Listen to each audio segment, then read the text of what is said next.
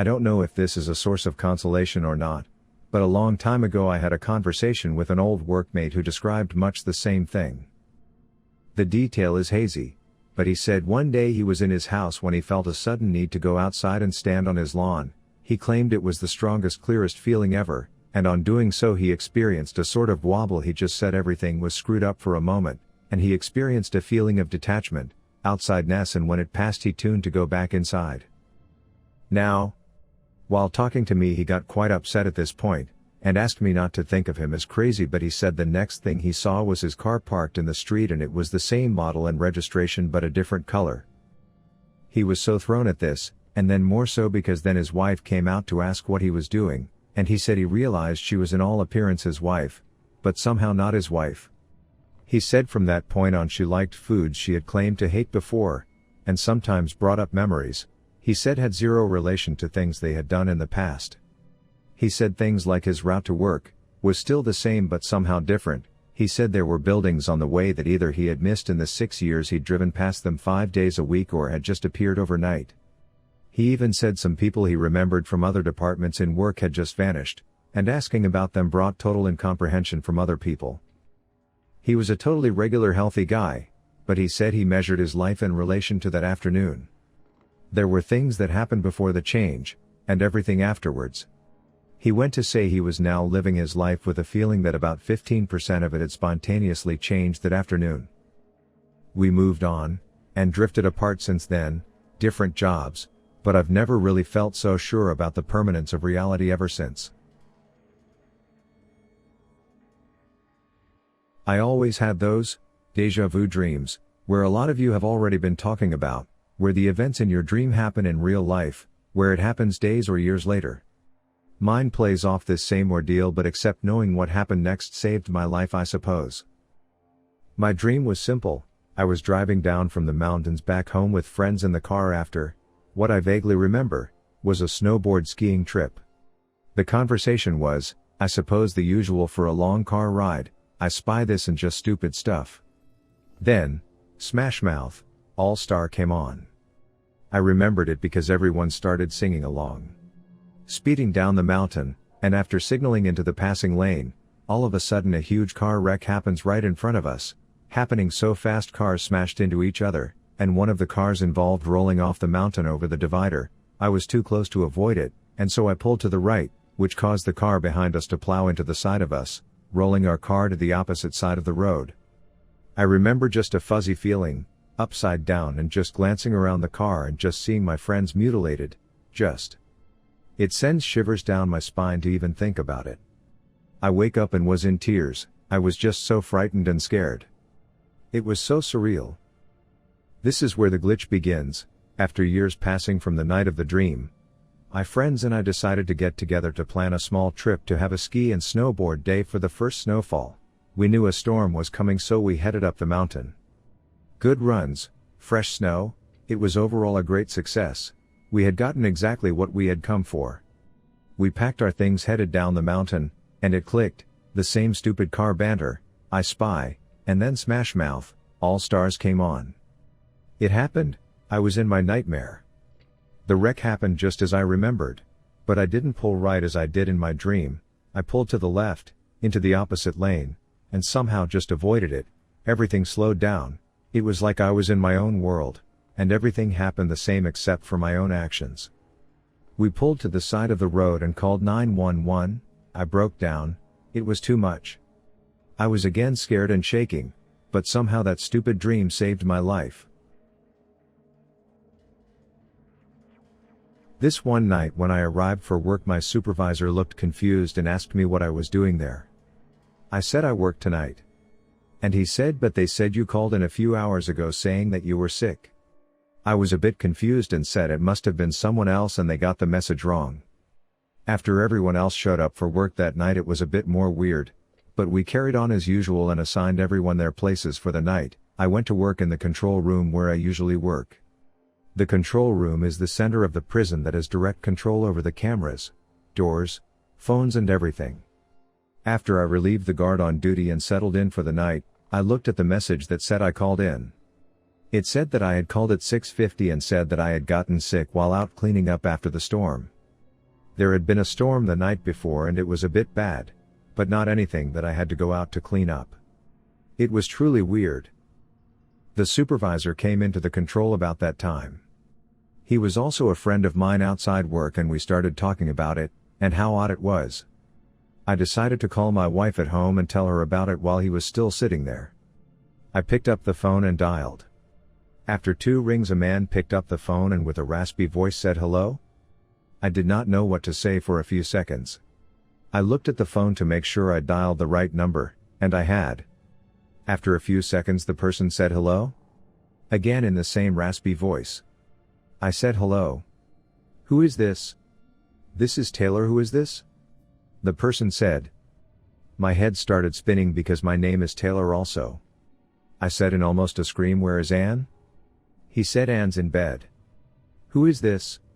I dropped the phone and told my supervisor to ring me out. I had to get home, and I took off towards the door. I could hear Dave pick up the phone behind me and say hello? Followed soon after by what the fuck? Rather loudly. I ran to my car and drove home faster than what was legal, my mind racing the entire time. I busted through the door and my wife was sitting watching TV and was shocked at me being home. I asked her who was there and she said no one has been here. After a rather long talk with my wife, I went to call the prison to tell them what was going on, but the phone was dead.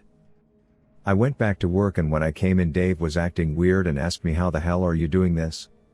He told me that when I left, he picked up the phone and the person on the other end sounded like me. He kinda freaked out and hung up the phone.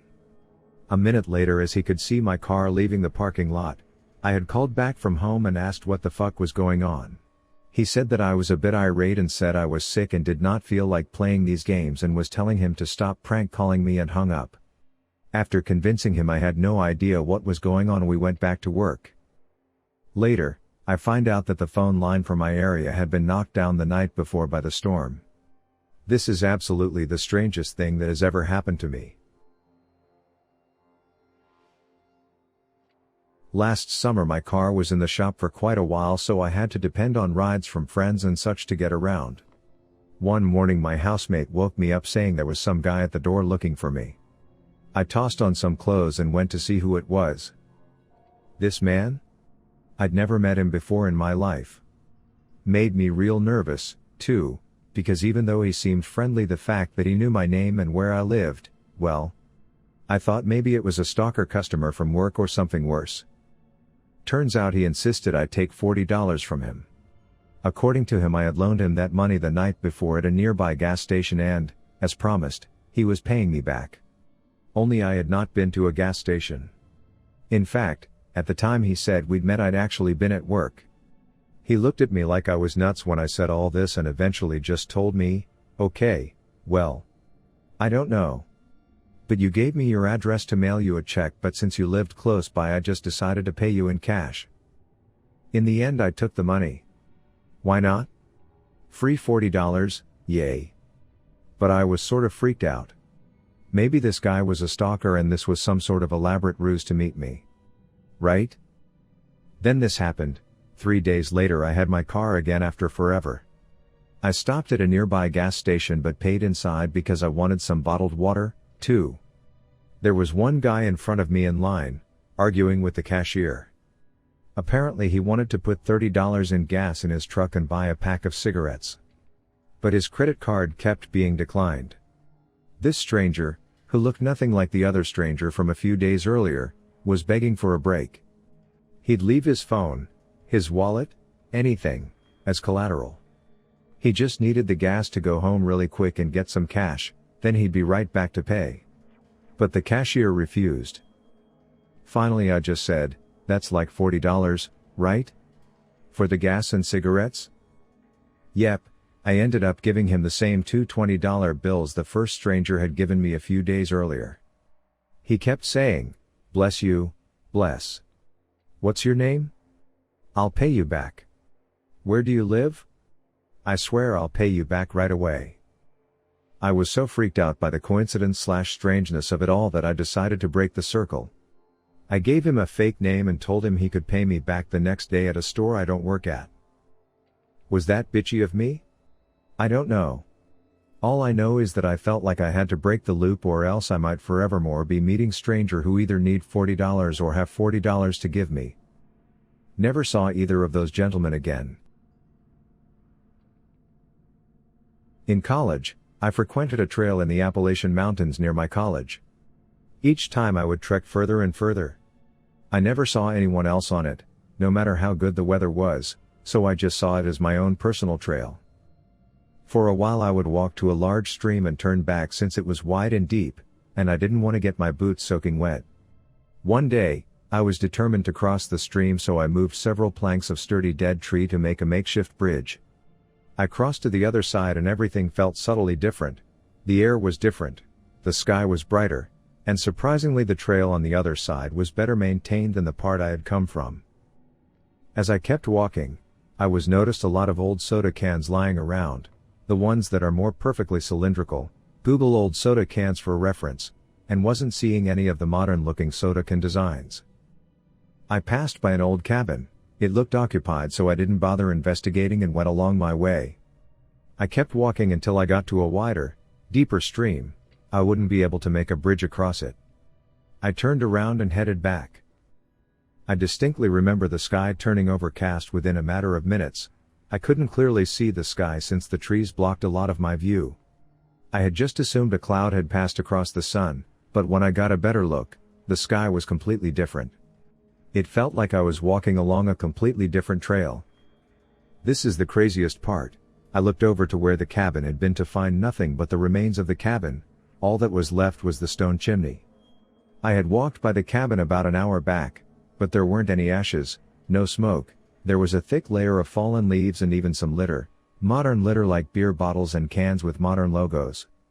I was dumbfounded and explored the cabin's remains for a good hour until it started to drizzle. I walked back along the trail. The old soda cans were gone. The bridge that I had built was gone. I couldn't see the logs further down the stream. The rest of the trail was just as I had remembered it. I walked the last mile or so of the trail in darkness and rain, guided by my phone, which never could get reception up in the mountains.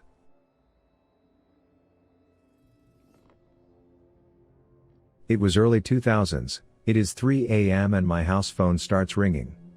The phone was on the other side of the room. I stand up on the bed and start heading for the low dresser to answer it, and my wife gets up to go get the phone as well.